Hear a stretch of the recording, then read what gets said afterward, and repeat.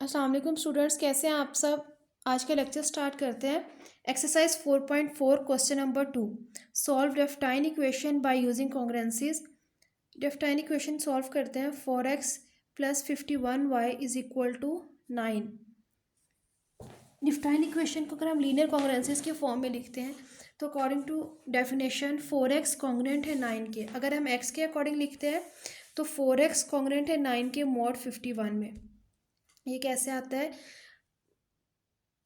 ए x congruent है B के mod N में। ठीक है, ए एक्स कॉन्ग्रुएंट है 9 के मॉड 51 में मल्टीप्लाई बाय 13। आपने जैसे हम क्वेश्चन नंबर 1 सॉल्व किया वैसे ही आपके पास क्वेश्चन नंबर 2 है। हमने क्या करना है, एक्स के लिए इसको सॉल्व करना है, एक्स की वैल्यू फाइंड करनी है, एक्स नोट। उसके लिए सॉल्व करने हम कॉमन लेके इसको आगे सॉल्व कर सकते हैं, या हम एक्स के अकॉर्डिंग ऐसी कोई वैल्यू पुट करेंगे जहाँ पे हमें उसका रिमाइंडर जो है, अगर हम 51 पे उसको डिवाइड करते हैं तो हमें जो रिमाइंडर मिले वो 9 मिले। ठीक है, तो उसके लिए क्या किया, मल्टीप्लाई बाय 13 किया। इक्वेशन को 13 से मल्टीप्लाई करते हैं। 52x कॉन्ग्रुएंट है 117 के मॉड 51 में। ठीक है, अब अगर हम 52 को डिवाइड करते हैं 51 पे, 52 को 51 पे डिवाइड करें, 52 को 51 पे डिवाइड करें, आपको क्या आंसर मिलेगा, रिमाइंडर 1 मिलेगा। एंड 117 को अगर हम 51 पे डिवाइड करते हैं तो आपको 15 मिलेगा रिमाइंडर इसका। ठीक है, 117 को 51 पे डिवाइड करते हैं तो हमें इसका जो रिमाइंडर मिलता है वो 15 मिलता है। तो x कॉन्ग्रुएंट है 15 के मॉड 51 में। मतलब ये कि x जो है 51 डिवाइड करता है x माइनस 15 को।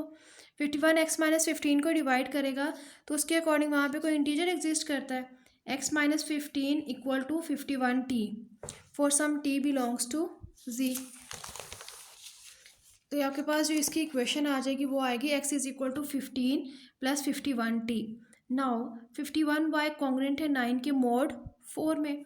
अब इसी के अकॉर्डिंग हम इसको सॉल्व करते हैं तो 51 को डिवाइड करें 4 पे तो आपके पास 52 आता है। देखिए 4 जो है वो 52 को डिवाइड करता है। ठीक है, 4 वन ज़ा 4, 4 थ्री ज़ा 12। तो आपके पास 4 के मल्टीपल जो है 51 है। तो 52 में से अगर हम माइनस कर दें 51 तो आपके पास जो आंसर बचेगा 1 आएगा।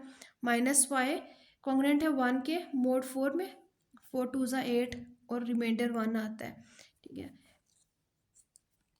वाई कॉन्ग्रुएंट है -1 के मोड 4 में। आपके पास जो आंसर आना चाहिए वो पॉजिटिव आना चाहिए। वाई कॉन्ग्रुएंट है एस के मोड टी में। 4 डिवाइड वाई माइनस 3, तो Y minus 3 is equal to 4s for some integer s। आपने जो रिजल्ट लिखा है उसको थोड़ा सा चेंज करने के लिए एस की फॉर्म में लिख दिया है। ठीक है, टी एक्स के लिए जो इंटीजर एग्जिस्ट करता है वो टी है और जो वाई के लिए एग्जिस्ट करेगा वो एस है। Now put them in given linear diophantine equation. 4x plus 51y is equal to 9। X की वैल्यू जो आपके पास इक्वेशन आई है उसको एक्स की जगह पे पुट करेंगे इक्वेशन डेफिनाइन इक्वेशन में, और वाई की वैल्यू पुट करेंगे। 15 plus 51t, 3 plus 4s is equal to 9। 60 plus 204t plus 153 plus 304s is equal to 9। तो यहाँ से आप s की t कॉमन आ जाएगा, कॉमन आएगा 204।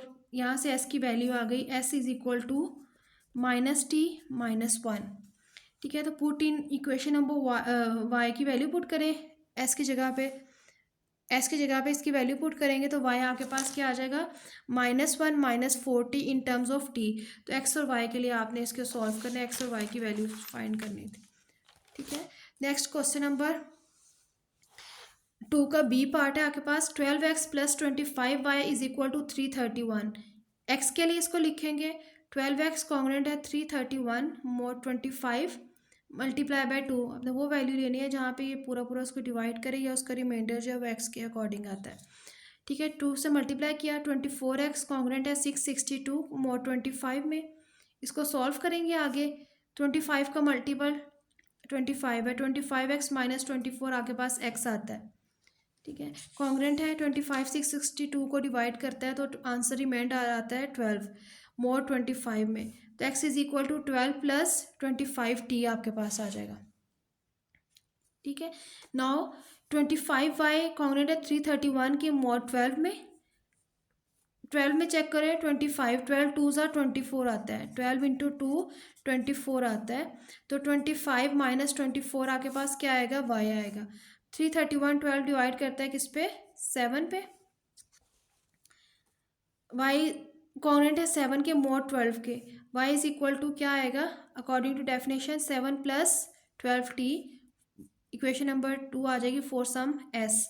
तो इसी तरह इसको इक्वेशन में वैल्यू में पुट करेंगे, 12x plus 25y is equal to 331। X और वाई की वैल्यू पुट करेंगे तो आपके पास एस की वैल्यू आ जाएगी, T is equal to S. आप उसकी जगह वैल्यू पुट करेंगे तो वाई आपके पास आ जाएगा 7 प्लस, नहीं आपने टी की एस की वैल्यू यहाँ से फाइंड करनी है। एस इज इक्वल टू आएगा आपके पास, s is equal to 25t minus 1 आएगा। ठीक है, एस की वैल्यू आप पुट करेंगे, आगे आपके पास इसका आंसर आ जाएगा। ठीक है, इसी तरह आपके पास सी पार्ट है, 5x माइनस 35y कॉन्ग्रेंट है 17 के। एक्स की फॉर्म में इसको लिखेंगे सबसे पहले, और आपके पास उसके अकॉर्डिंग वैल्यू लिखेंगे कि आपके पास कॉमन आ जाए और एक्स की वैल्यू आ जाए। एक्स आपके पास इक्वल आएगा 14 के मॉड 53 में, 53 डिवाइड एक्स माइनस 14। अब x minus 14 is equal to 53t for some integer t belongs to Z. Congruences की डेफिनेशन के अकॉर्डिंग हमने ये चीज़ लिखी है। x is equal to 14 plus 53t। अब इसको y के लिए सॉल्व करेंगे। y के लिए जब आप इसको लिखेंगे -53, y कॉन्ग्रेंट है 17 के मॉड 5 में। इसको आगे सॉल्व करो, 5 divides y minus 1, y minus 1 is equal to 5s। S की फॉर्म में आंसर आया, integer for some integer s belongs to z। अब इस x और y की वैल्यू को इक्वेशन में पुट करते हैं। क्वेश्चन में x और y की जगह लीनियर डिफरेंशियल इक्वेशन में पुट करेंगे, वहाँ से आपके पास s की वैल्यू आ जाएगी। s की वैल्यू आप y की जगह पे पुट करेंगे तो आपके पास y की value in terms of t आ जाएगी।